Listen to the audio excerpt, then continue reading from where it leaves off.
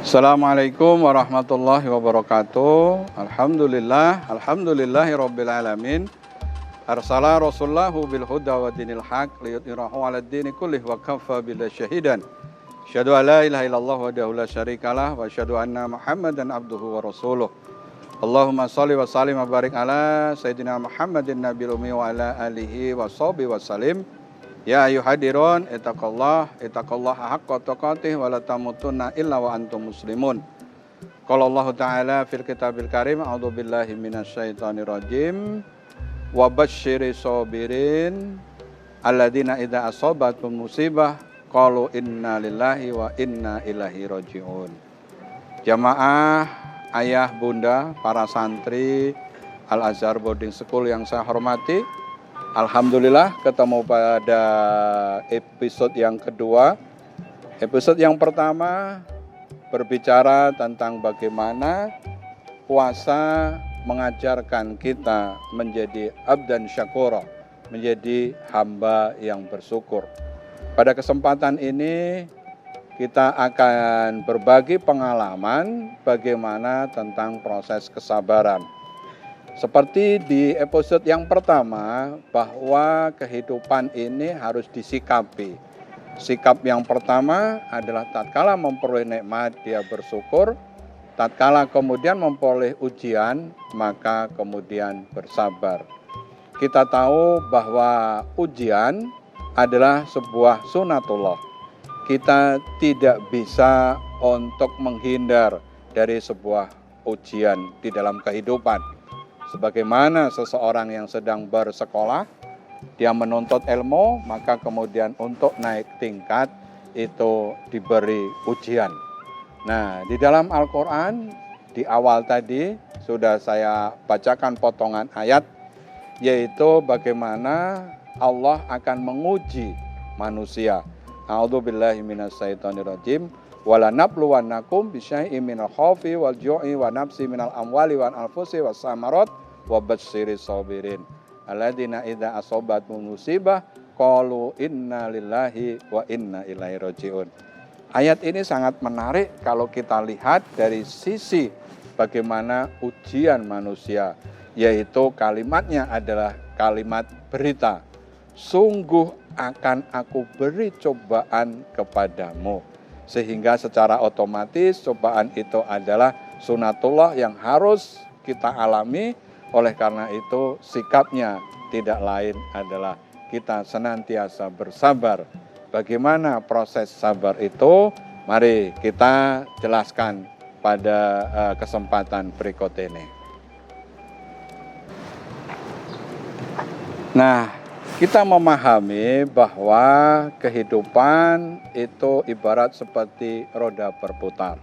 Kalau di dalam bahasa Jawa ada istilah cokro manggilingan. Kadang-kadang di atas, kadang-kadang di bawah. Tatkala kemudian di atas, maka itu adalah sebuah nikmat kita bersyukur. Tatkala ada di bawah adalah proses kesabaran. Nah, puasa mengajarkan kepada kita untuk berlatih tentang kesabaran. Sehingga puasa itu adalah separuh dari proses kesabaran. Imam Al-Ghazali mengatakan ada 3 macam proses kesabaran. Sabar yang pertama nilainya adalah 300 derajat, yaitu kesabaran di dalam kita menjalankan perintah. Menjalankan perintah maka butuh kesabaran. Nah, puasa mengajarkan kepada kita bagaimana kemudian berbuat baik. Pintu surga untuk senantiasa dibuka. Artinya apa? Betapa banyaknya potensi-potensi, betapa banyaknya kesempatan untuk berbuat kebaikan. Tetapi ini membutuhkan kesabaran. Kesabaran yang kedua adalah kesabaran di dalam kita menjauhi larangan.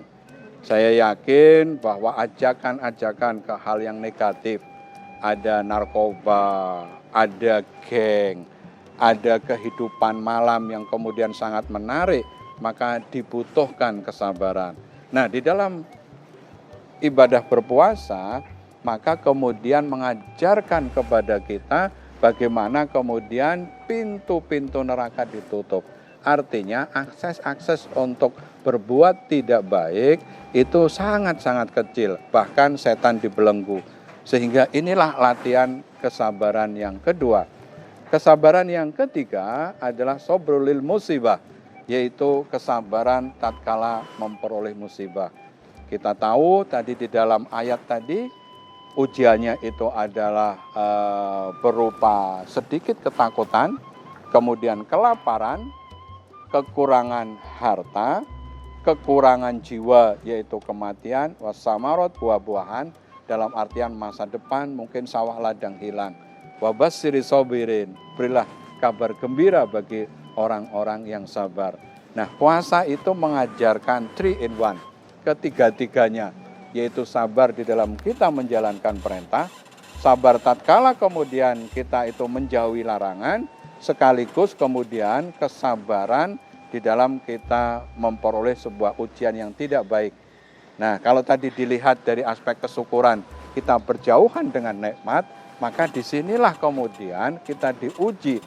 Bagaimana bulan Ramadan, kalau di Arab sana sangat panas sekali, maka kemudian itulah ujian kesabaran. Apakah kemudian kita kuat atau tidak di dalam memperoleh ujian ini.